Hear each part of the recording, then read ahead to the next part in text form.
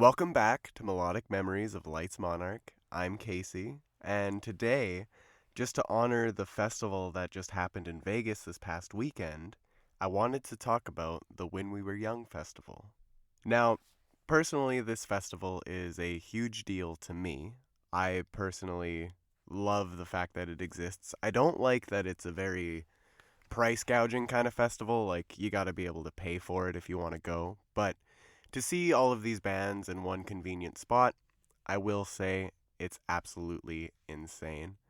Bear with me, my voice might be going just a little bit because everyone at my work is sick, and I think I've caught a little bit of it too, so I'm recording this episode a little bit before the weekend's over, but from what I've seen of the first day, it all went incredibly well. MCR put on an amazing performance, and Fall Out Boy followed suit. In any sense, though, this year, the When We Were Young festival is essentially a bunch of these older emo bands coming together to play their albums in full. I don't know if that's actually how it went, but I know that at least Black Parade was played in full, and I think that is insane to say. To hear the Black Parade live in 2024, that would have been wicked. Like, I have no words really to describe it other than just absolutely like a fever dream. Obviously, I did not go. I missed out this year, unfortunately, but all the same, it's because I can't really afford to, as I'm going to be seeing Taylor Swift in December, which I know, insane, a very big distinction from Taylor Swift to MCR, but I do love both artists, and the When We Were Young festival, I didn't have plans for that. I had plans for Taylor Swift first, so I had to kind of, balance it out. Might regret it a little bit, but all the same, I still have memories from my original trip, which was back the first year it was a thing, for my knowledge, was 2022. Now, I made an impromptu decision to take a trip to Las Vegas by myself for the weekend to attend the last day of the When We Were Young festival. Because originally it started as 1 day, built into 2 days, and then finally 3. And the third day was the Saturday after the Saturday Sunday, because the first day actually didn't even happen. Now, at the time, Vegas had like a big windstorm or something of the sorts, and very windy, very dangerous, so they had to cancel the festival. And luckily, I mean, it's shame for all the people that went and wanted to see it then, but luckily for everyone else, the next day went off without a hitch, and the Saturday following also followed suit. I think it was like the Tuesday before the Saturday, which was October 29th, 2022, for anyone that cares, that I ended up making the plan and jumped to go, because it was very last minute, but it was so damn worth it. I just remember seeing on TikTok and Twitter and all these socials people posting about the When We Were Young festival and how it was just like an emo celebration, and I really felt if I didn't go, I would just hate myself for missing out. So, last minute, literally days before, I just booked the plane, I booked the tickets, and just went for it. Kind of figured it all out later. I also ended up booking a hostel, which usually when I tell people that, they think I'm insane, because first trip really anywhere. I hadn't been outside of Canada much at all in my life, and this Vegas trip was the first big trip I made, especially on my own. Like, that was my first trip on my own that was anywhere like that I've never been before. So it was a little risky, to say the least, but it turned out well. I'm still alive, none of my shit got stolen, and I actually met some wicked good people there, not gonna lie. In saying so, there is a lot I could say, but I was able to see many legendary bands that I absolutely adore. Honestly, my emo soul couldn't have been any happier, and it was an absolute dream come true to see these bands and the festival itself. It was honestly everything I could have ever hoped for. I can only imagine how this year's was with the full album plays, which, again, if anyone has anything to say about that, reach out to me on socials and hit me up because I would love to hear about it and see any videos you might have. I will try to look through my camera roll as well in hopes of finding and posting some of the videos and photos that I took myself back when I went in 2022. A little bit dated, but it's still a throwback. Y'all might like it. Again, hit me up. It's at Lights Monarch. That's my socials, again, just to let you know. But everyone at the show when I went absolutely killed it. They put on an amazing performance. And along with everyone in the emo community being so welcome and polite, I really felt at home amongst the sea of people. I ended up staying at the hostel, like I mentioned, and walking around the strip and seeing so many sights because I've never been to Vegas before this, but wow, it was Light City. What a dirty place, too. Like, no shade thrown at Vegas, but there's a lot of sex and a lot of garbage around. So I don't really know why like people love going there gambling. I guess, that speaks for itself. I shouldn't have to ask that question. But for me, it wasn't really my place. If it wasn't for the music festival, I probably would have never went to Vegas. But again, that's just me. And I don't regret going in any sense because I was able to see so many sights. I met a lot of people and they're all from many different places and actually ended up making some great new friends in the process. There's a lot more I can say about it, so let's break it down a little bit as I walk down memory lane for one of the most important trips of my entire life. To kind of start off, my experience of going, I was alone. Like, I was still trying to find myself as around Halloween. Again, brokenhearted, trying to find yourself, because the classic putting your all into a person until you're no longer you. It's kind of what I went through and learned the hard way. So please don't do that. But my experience of going was so good because I ended up last minute getting all that shit ready and getting it all together. Called my friend Tyler. Shout out to you, Tyler. Hope you're listening. Hope you're having a fun day. But called him, broke the news that I wouldn't be able to make his Halloween party because I did have plans for that, but I backed out because once in a lifetime kind of opportunity here. And I ended up, just staying at the hostel. And obviously, Tyler was supportive, so thank you. Thank you for supporting my crazy endeavors. But I went down to Edmonton to get on a plane to get down to Vegas because they have a direct flight from Edmonton to Vegas.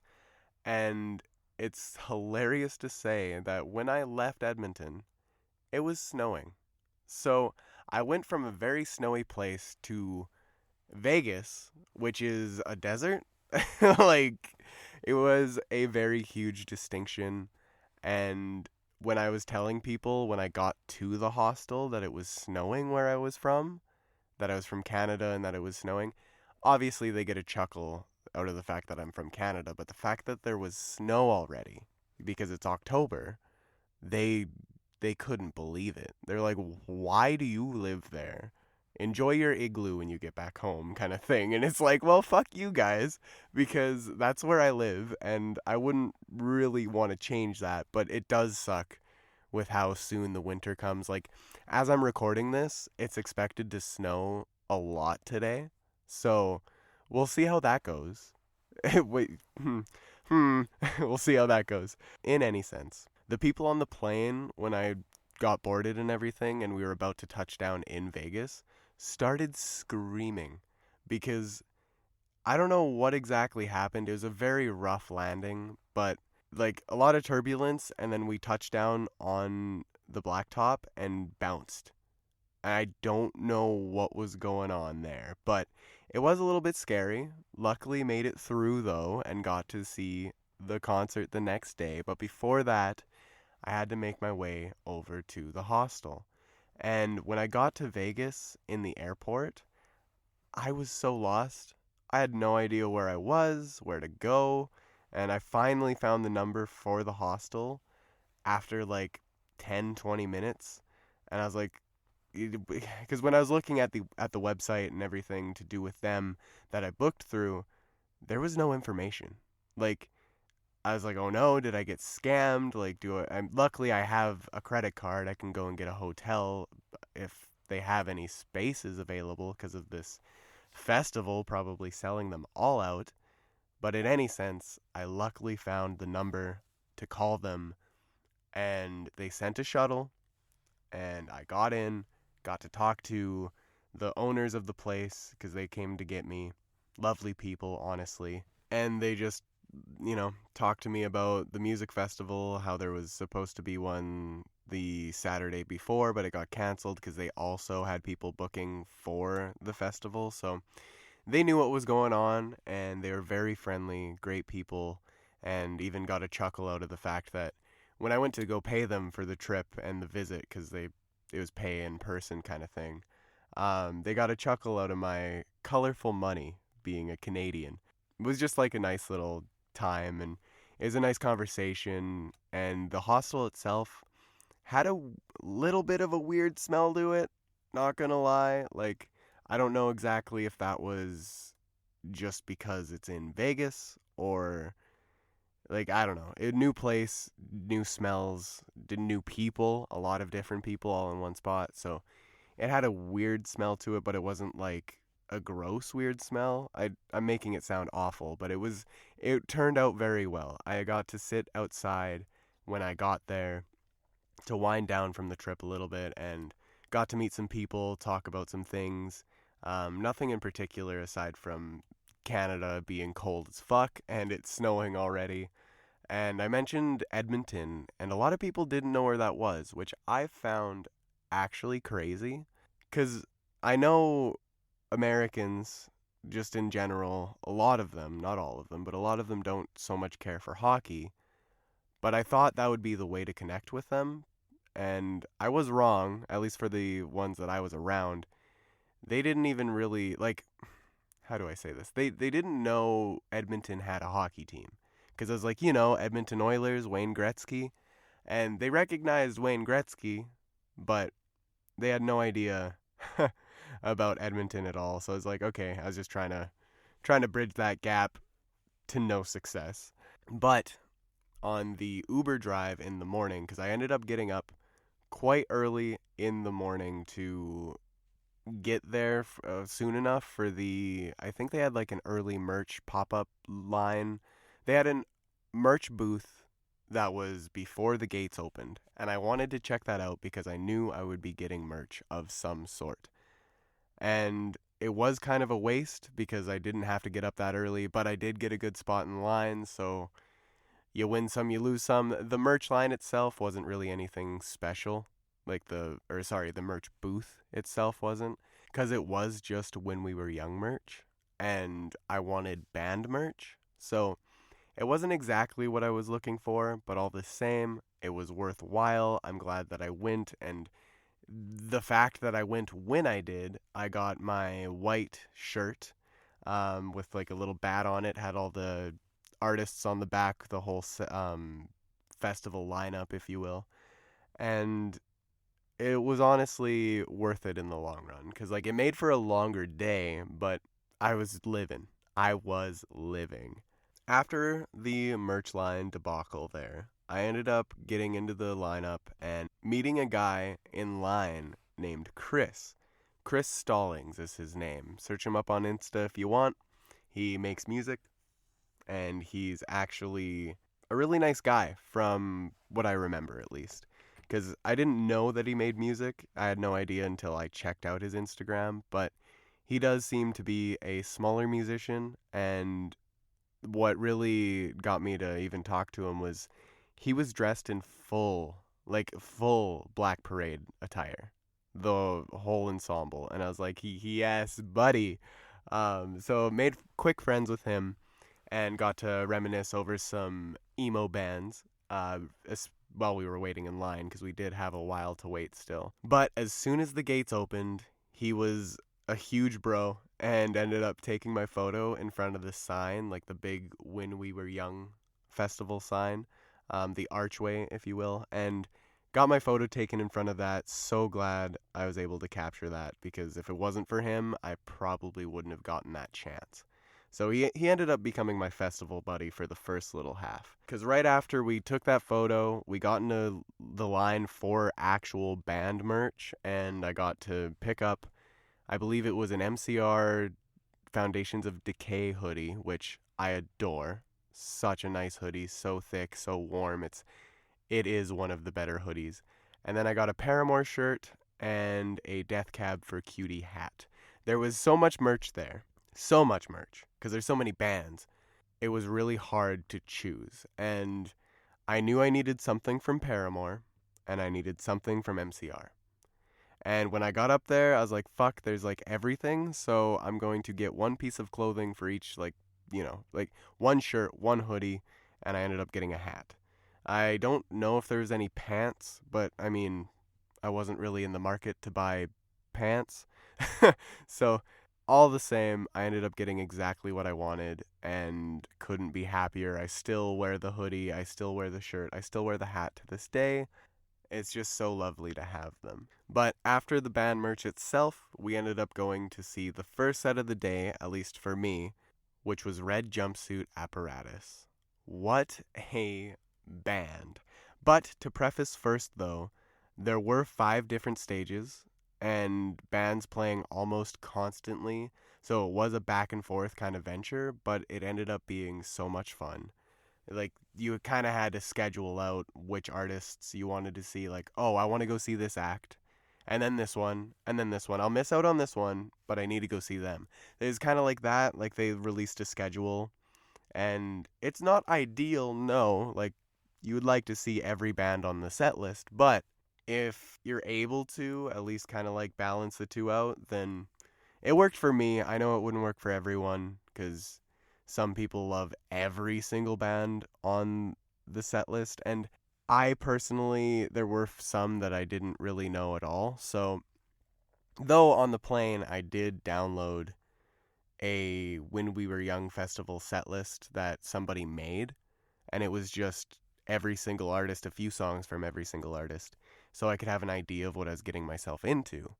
And that really helped, I will say. Obviously, I knew the ones that I was going to see anyways, but it was really, really cool to see that.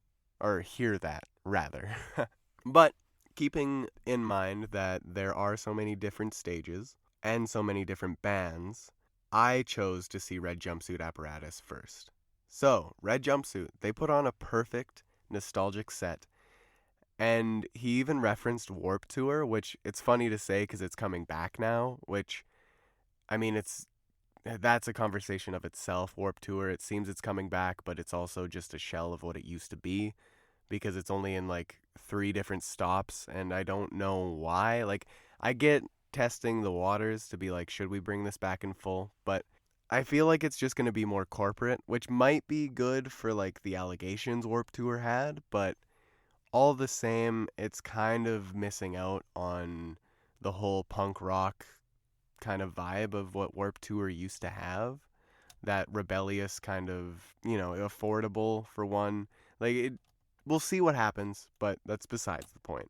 He referenced Warped Tour and got everyone in the crowd to laugh along with him as he talked about some memories and how old he was. But I believe he was also in a onesie or something for some reason. I couldn't tell you. I don't remember exactly. I took videos, but the videos I took got corrupted. I don't have them anymore, unfortunately, which is actually incredibly sad because I would have loved to look back on those ones. In any sense, I can't remember fully what the whole set list that they played was, but I will say they did play their classic Face Down and Guardian Angel, of course.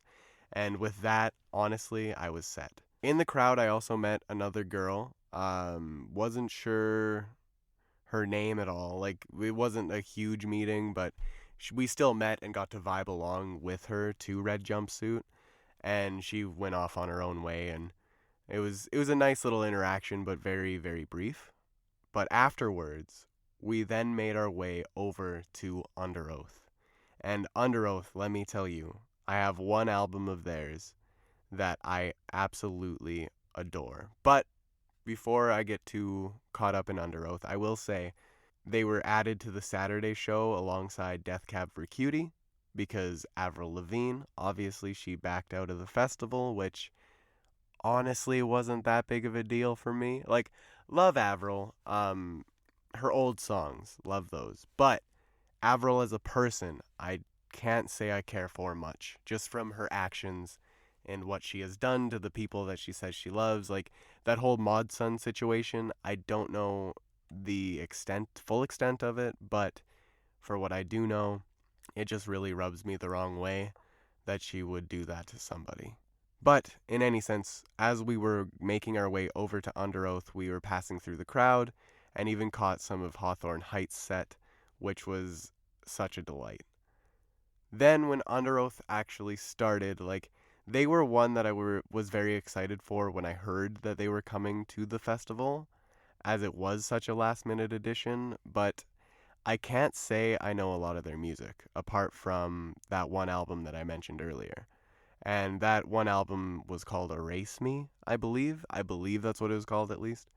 A newer album of theirs, I think like 2019 or 2018. Maybe not so much newer now, but at the time, it was a somewhat newer album. I think it was their newest at that point, if I'm not mistaken. But they honestly put on such a wicked show. And right after, I was able to stay in my spot, as the Chris guy I mentioned ended up leaving to another stage, in which we said we'd keep in touch, but I can confidently say I never saw him again.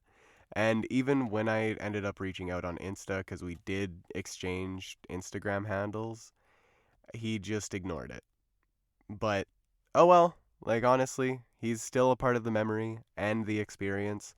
And, so I figured I'd mention him anyways. Like, there's no way of telling all of this without doing so. So, if you do want to check him out, you can, but just know that he seemed like a nice guy, but also didn't because of that action. So, can't really speak on him, but in any sense, he left. I stayed because I wanted to catch Mayday Parade. Whew!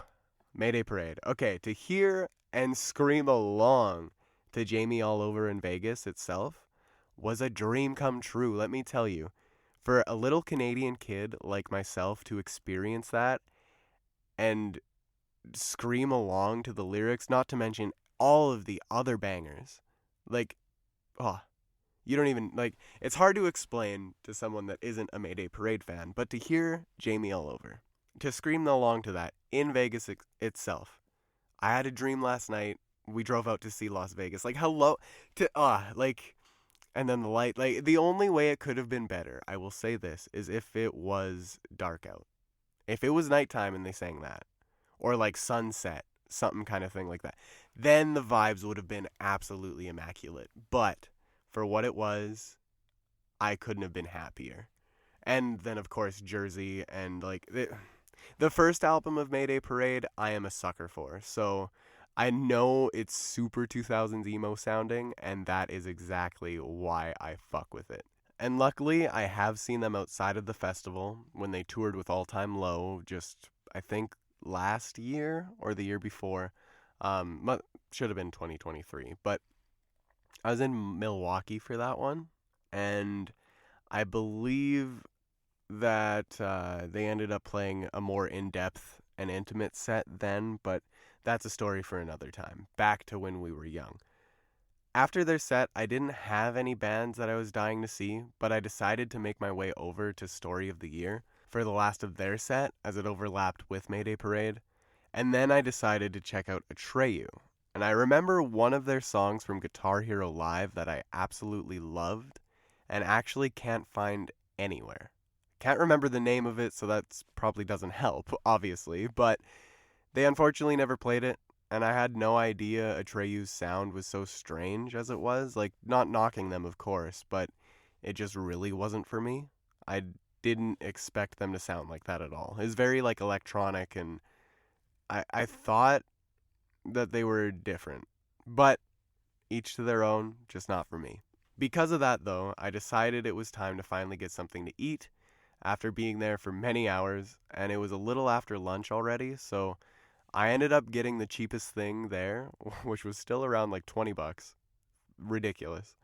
But also tried my first can of Liquid Death, and that was fantastic for the vibes of it all. Like the can, love that shit. I ended up keeping it and like filling it up with water throughout the night until I ended up, I think, losing it and ended up getting one alcoholic drink because I was like, fuck it. It's like a juice box. I'll try it. It tasted real bad, but it definitely got me feeling like, woo, a little bit. So, worth it? Sure.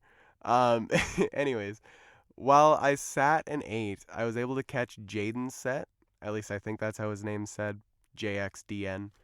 I don't really know anything about him, but I was able to catch it because the food booths were so near to the stage itself, at least his stage that he was playing on. And I figured, why not? I just planted my ass in the grass and enjoyed the set. And I can honestly say he wasn't really that bad. Like, he put on a really good performance to his fellow emos, and I can understand, even if I haven't listened to any of his stuff, even to this day, I can understand that people like him. Like, I understand why people like him. He's definitely got a presence. After the quick pit stop, though, it was time for Dashboard Confessional, who I personally love. Even with not having heard the majority of their catalog, mind you, they're just a band that I always felt somewhat drawn to, and it honestly feels criminal to say that I haven't checked them out more than I have. Anyways, regardless to say, they put on a great show, and it transitioned into the main stage next to them, where Pierce the Veil started. Now, Dashboard Confessional, they are very twinkly emo, for lack of a better term.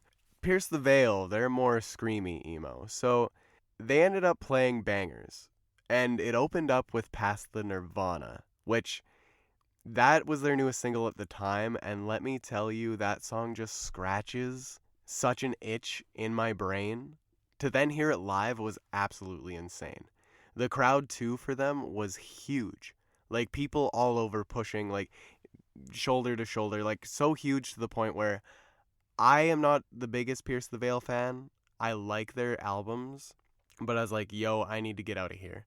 Like, I'm getting claustrophobic, and I don't never get claustrophobic. So I had to back off a little bit, but I still got to hear the set in full and watch them play it. So absolutely insane to hear Past the Nirvana. Ugh. And that's not even the only one, because they then also brought Kellen Quinn on stage to close out their set with King for a Day, which was probably the most perfect way they could have done it, because oh my god. King for a Day, I don't even have to speak on that song. It's a classic, and I believe around that time it also got rediscovered on TikTok by a bunch of newer fans, and yeah, rest is history. Then moving on to The Used, which they were on the second main stage that Dashboard just played prior. They were very strange, but also very good. I know the emo classics here and there, which they played to perfection, but I don't know all of their stuff. Though I will say I was enjoying it before realizing I did have to get my ass over to see Neck Deep, in hopes of at least hearing December, my favorite song of theirs. I didn't hold out too much hope for this, like for them to actually play it, but all the same, they fucking delivered. Oh my god, they delivered. They started with some more like pop punk heavy tracks that they normally are known for, but they stopped after a song or two to say they're slowing it down a bit for all the emos out there, and went right into December. Let me tell you, what a moment. Like, what a moment to just cry and scream along to. My god, if that song hits you the way it did me, then I have no more explaining to do. Anyways, shortly after, I made my way back over to the main stage to check out AFI and Jimmy Eat World, who directly followed afterwards. And both great bands, both were amazing sets. I can understand why both of them have such a following. I enjoyed all of the emo classics that they sang, and it all went by so fast. I checked the time and realized, like, oh shit, if I don't move quick, I'm gonna miss my favorite band. And one I will see, like, sorry, my favorite band, Black Veil Brides, obviously. They're a band that I will see regardless, no matter how many times. If I'm given the chance, I'm gonna go see them. So I really, really wanted to hear Jimmy World play the middle, but I unfortunately had to leave, like, book it. Like, I had to book it to Black Veil's set because I waited. I waited till like the last minute. I was like, hey, I can't wait anymore. They finished a song, went into a new one, and it wasn't the middle, and I was like, Kate, deuces. And I ran. I ran so fast, but I did make it with like a minute ish to spare.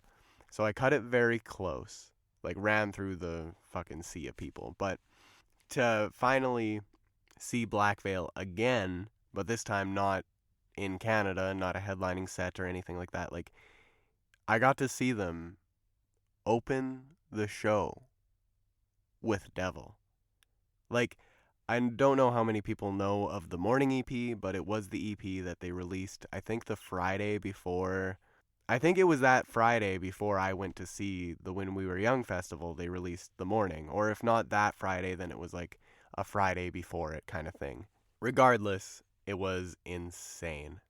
So, when I did make it to Black Veil's set, before they actually started, I ended up walking into the crowd and looking around, trying to get up to the front, right? Because Black Veil, favorite band, I want to try to be right front and center as much as I can be.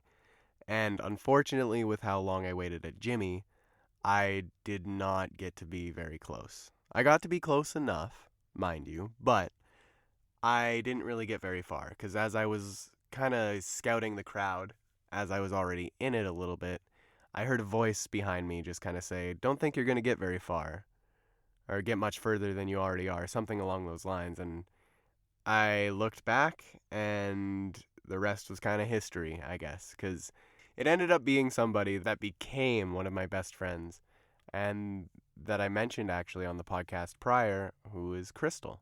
I met her, and she was there to see Black Veil and Motionless in White, and I just decided, you know what, fuck it, I will stay right here and fucking rock out to the show, to what is hopefully going to be an amazing set, which, spoiler alert, it was, with a new friend, and I figured, why the fuck not? What better way to experience music than to experience it with someone that shares the same love and passion for them? Granted, they didn't have so much love and passion for Black Veil at the time, but they still liked them. And Motionless was their mainstay. And I was kind of the opposite, like Black Veil was mine, and Motionless I wasn't actually going to stay and watch, but because I was watching the sets with her at that point, I figured, why not? Like, make the most of it and make some memories with this random person.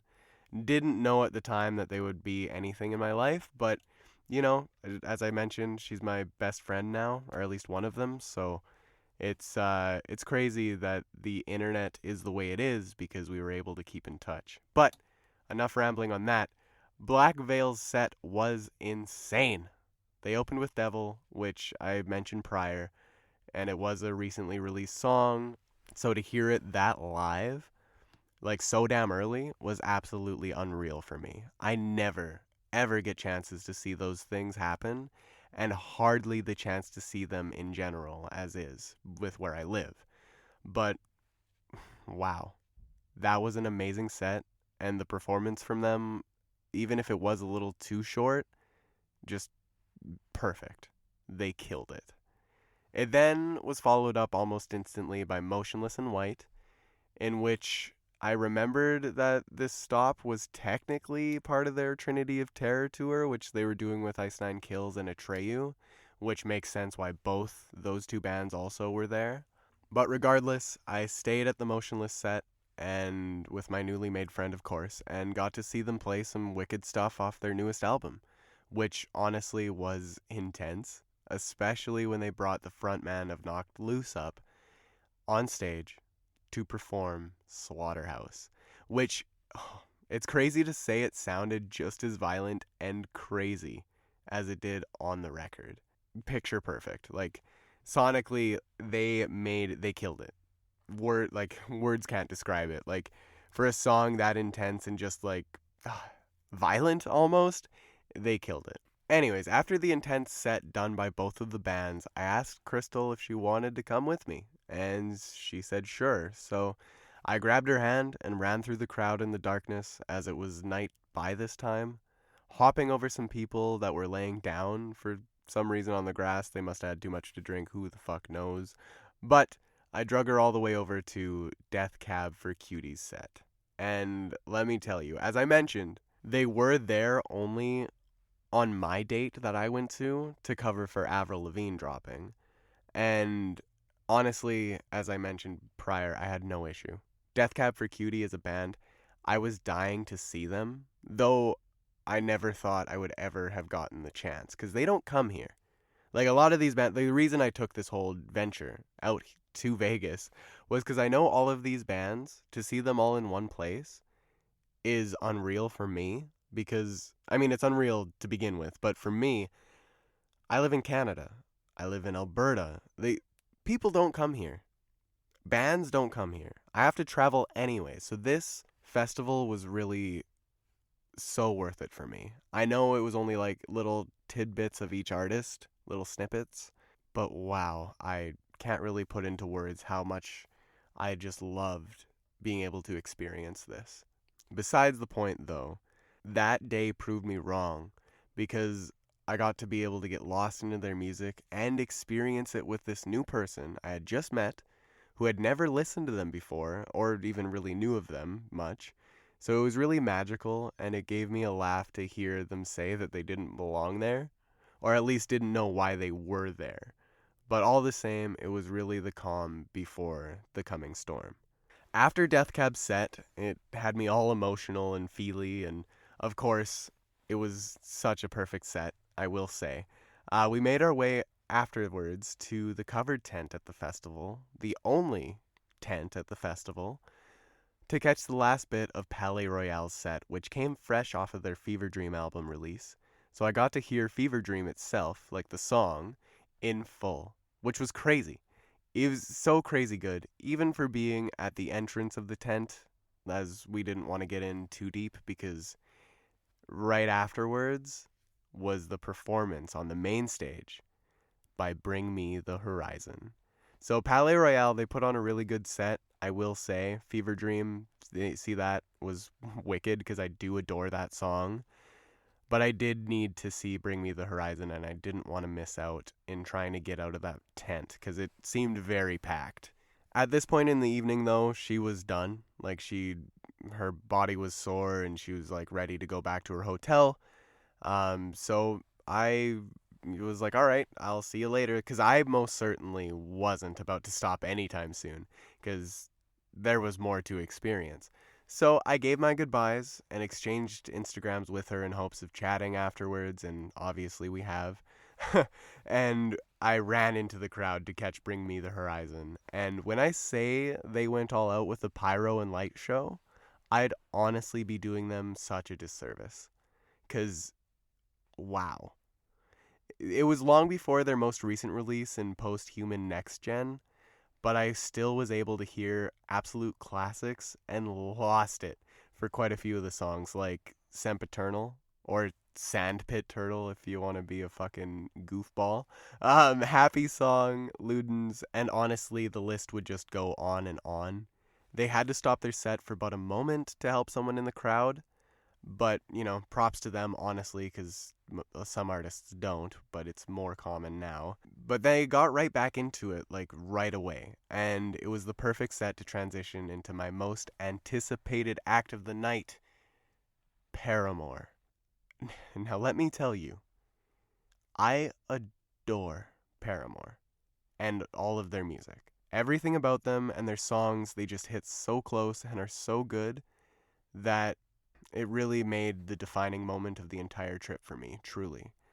Alongside MCR, of course, who followed suit after Paramore, but Paramore, like, they stole the show for me. The core memory that I made, unreal. So, to paint the picture here, I got to see Paramore. It was a sea of people. I was in deep at this point, because as Bring Me the Horizon set was going, the two main stages side by side. They were on one stage, and then the pink stage was the other stage where Paramore was getting all set up. So ended up kind of snaking my way through the crowd. Not a lot, but enough to get a little closer, and ended up meeting these two girls. They actually gave me they chatted with me, and then they're like, "Yo, you want to share a joint?" And I'm, 420 friendly, of course. And it probably wasn't the smartest idea to take drugs from somebody at a festival, but I did. And it was right before the Paramore set. And I'm not saying that it affected the set at all, but it definitely got me feeling more, like just from being a little bit high, because I didn't have a whole lot of it. But it was just a little bit like a sprinkle on top of the whole experience, because it would have hit me either way. But I should have mentioned earlier as well, there were some times I met some people in the crowd. Like, there was a lady going around, and they seen that how burnt I was, because I am an idiot and am from Canada and didn't think about bringing sunscreen. So she ended up, like, giving me some and rubbing it on my face and whatever. Like, a little weird, but, like, honestly, super genuine and innocent. Like, there wasn't any weirdness to it. It was just like, oh, yeah, sure, like, that's a good idea. Thank you so much.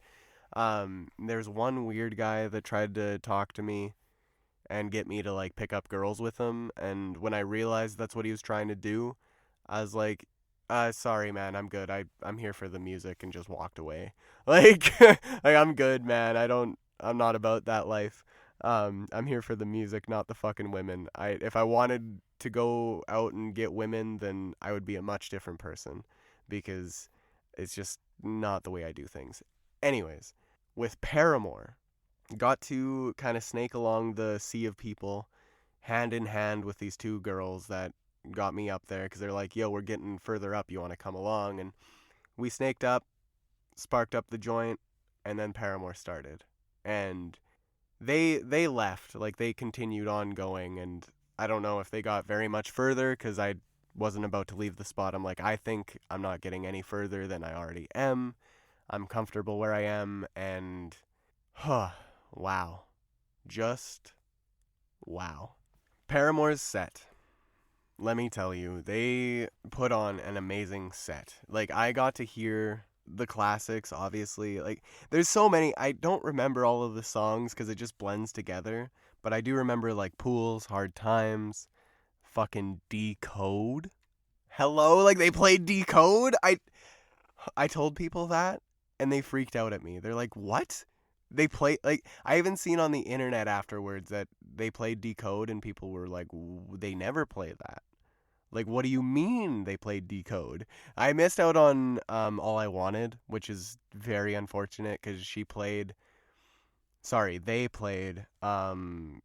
the Sunday before, with ending their set with All I Wanted. So I missed out on that one, but besides the point, all the songs they played were amazing, but I want to focus specifically on two. Two of the songs that it gave me such an experience. And I was amongst this literal sea of people, thousands of people, and it felt like she was singing, Hayley Williams herself, and the band performing. They were singing directly to me. I know it sounds delusional, but I'll just explain. So, the song being Last Hope, which, if you're a Paramore fan, you know already, and Misguided Ghosts. Two of my favorite all time, even before seeing it. Like, talking about it right now, I'm getting goosebumps. Before even seeing them live, like, these two songs were two of my absolute favorite Paramore songs ever. For the emotional content, how it hits me and what it makes me feel, and how I relate to it and have memories for it. For them to just pull out the acoustic and start with the melody of Misguided Ghosts. Oh, like, thinking about it right now, I'm getting, like, emotional. And it's just because I'm getting brought back to that spot. It is a core memory for me. Like, y'all know Inside Out and how there's core memories and stuff like that.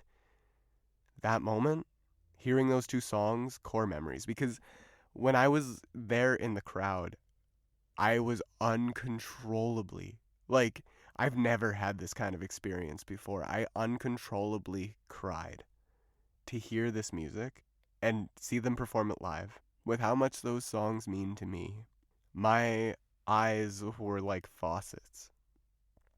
I couldn't stop myself, and I didn't want to either, but I was just screaming it out, bawling, literally bawling my eyes out for the two songs. And like, so Misguided Ghost started, and then I was complete tears like streaming down my face like a cartoon. And the song ended, and then it transitioned. They transitioned into Last Hope. And as the tears stopped, as soon as that song started, right back up. Instantly. Tears. And I've never had something draw so much emotion out of me like that.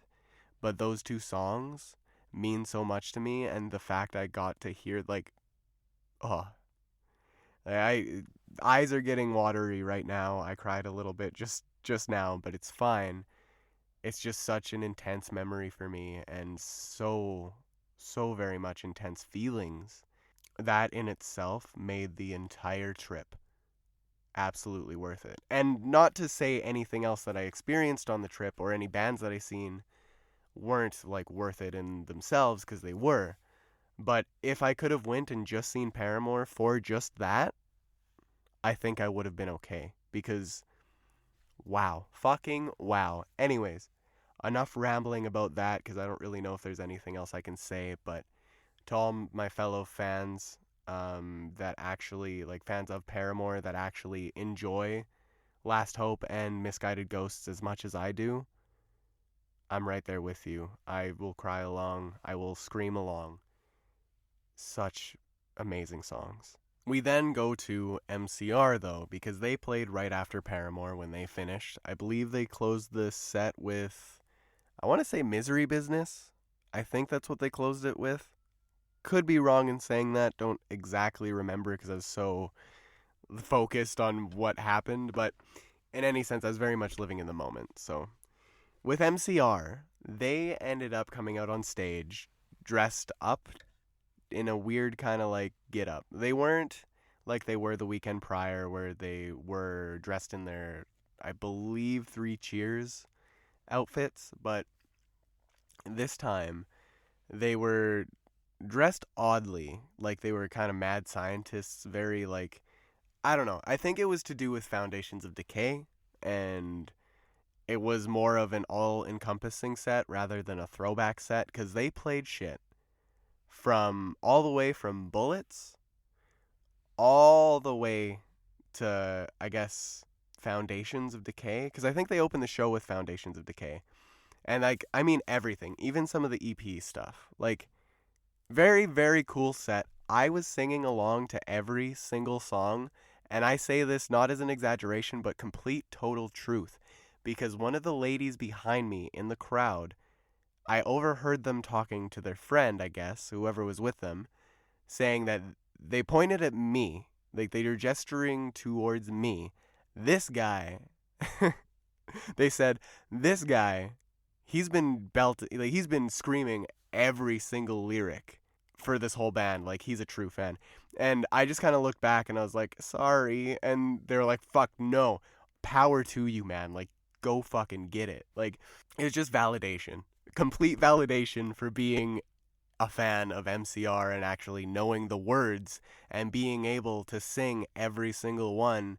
And MCR is one of those bands for me that I always wanted to see, just as Paramore. And even if their set didn't resonate with me as much as Paramore's did, it was still wicked to see. And then for them to close out the whole festival performance, like they were the last set of the night, they closed that shit out with a drawn out boo on the guitar until eventually the fucking clock struck, I don't know, 12, I don't know what time it was, but it struck and fireworks went off. And wow, what an experience to look up and see fireworks and MCR. I was dreaming. I was like, is this a dream? Pinch me, please, because this can't be real. So, in saying all of that, in reminiscing about all of that, the fireworks, the whole show, to anyone thinking of going to the When We Were Young festival next year, I guess, since this year's is over now, go. If you think about it and you haven't seen any of these bands, they never come near you like my situation, and you have the money, go. You will not regret it. Because I know I sure as hell hadn't and still don't. Like, I was so just amped that I ended up staying up. So I was up around like 6 a.m. I stayed up until 5 a.m. Like, I didn't make it back to the hostel until around then because I ended up throwing on the hoodie and walking the strip for hours. There's so much to see, and I needed to make the most of the trip because I was supposed to go home like the next day kind of thing, like that night. So I made the absolute most of it. I ended up seeing a lot of what the strip had to offer. It was nighttime, so didn't get to go in anywhere until the next morning with a group of buddies that I made at the hostel, actually. Shout out to them. They're great people. I ended up being able to go to the Hard Rock Cafe and had lunch with one of them, and they showed me the public transit buses and stuff like that, and they even took me to an area that I didn't know about, and I know it has a name, but sorry, I'm stupid. I don't remember what the name is.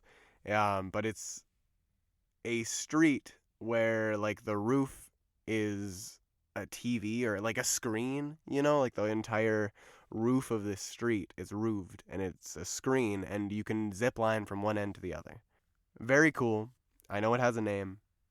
Can't remember what it is, but yell at me on Twitter if you know the name. Anyways, I was able to do all of those amazing things, and the trip back, like, to the hostel that night at 5 a.m., I noticed it was time to leave because I kind of made it to the end of the strip.